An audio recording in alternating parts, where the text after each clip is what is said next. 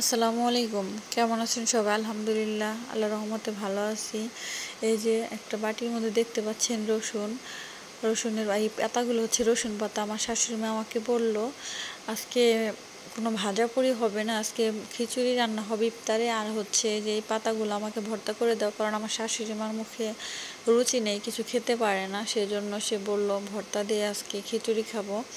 আর আমি দেরি না করে সেগুলো কুচি কুচি করে কেটে সাথে নিয়েছি একটু রসুন আর মরিচ দিয়ে আমি হালকা ভেজে নিচ্ছিলাম। এটা অনেক বেশি ভাজবো না, হালকাই ভেজে নিব, তাহলে এটা ফ্লেভারটা ঠিক থাকবে আর এটা খেতে অনেক বেশ মজার হয়।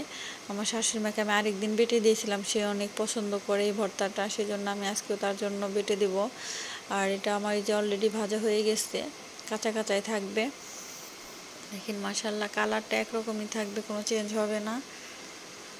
আর এটা এখন আমি পাটায় বেটে নেব। আর এই রসুনের সাথে আর কোনো কিছু অ্যাড করব না, কালজিরা কিংবা ধনিয়া পাতা কিছু অ্যাড করব না, কারণ এটার সাথে যদি অন্য কিছু অ্যাড করি তাহলে রসুনের যে একটা ফ্লেভার, রসুন পাতার যে একটা ফ্লেভার, সেই ফ্লেভারটাই চলে যাবে। সেজন্য একটু লবণ দিয়ে আমি শুধু এই উপকরণগুলো বেটে নিব।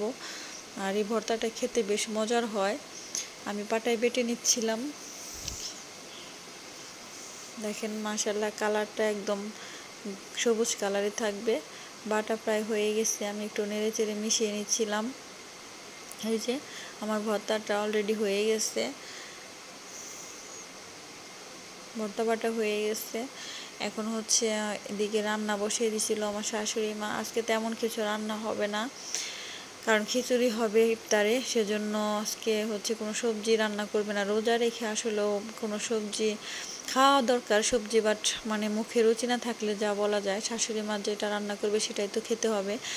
আর শাশুড়ি মা হচ্ছে বললো আজকে ডিম ভুনা করবে আর পেঁপে ভাজি করবে, কারণ আমার ছোটো আপুর পেঁপে ভাজিটা অনেক বেশি পছন্দ। এই জন্যই যে আমার শাশুড়ি মা একটু আলু মিক্স করে ডিম ভুনা করছিল।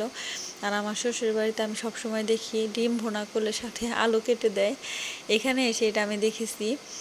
আর খেতে ভালোই লাগে, খারাপ নয়, কারণ কিছু মানে আমার শ্বশুরবাড়ির লোকেরা বেশিরভাগ আলু খেতে অনেক বেশি পছন্দ করে, যে কোনো সবজিতে আলু অ্যাড করতেই হবে। আলু দিয়ে ডিম ভুনা কে কে খেয়েছেন কমেন্ট করে জানাবেন। মাশাআল্লাহ, দেখতে অনেক সুন্দর হয়েছিল রান্নাটা।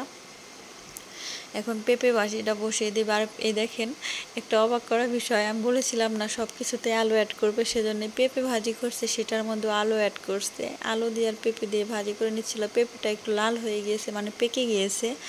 আর তার কারণ হচ্ছে পেঁপেটা কিনে এনেছে প্রায় কয়েকদিন আগে, ঘরে ছিল, ঘরে রেখে এটা পেকে গিয়েছিল।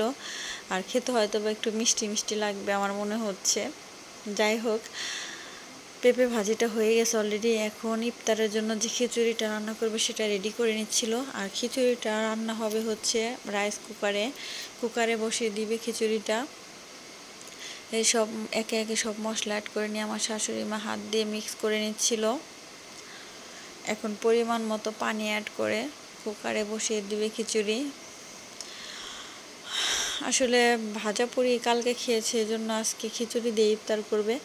আর খিচুড়িটা অলরেডি কুকারে বসিয়ে দেওয়া হয়ে গেছে অলরেডি খিচুড়ি রান্না।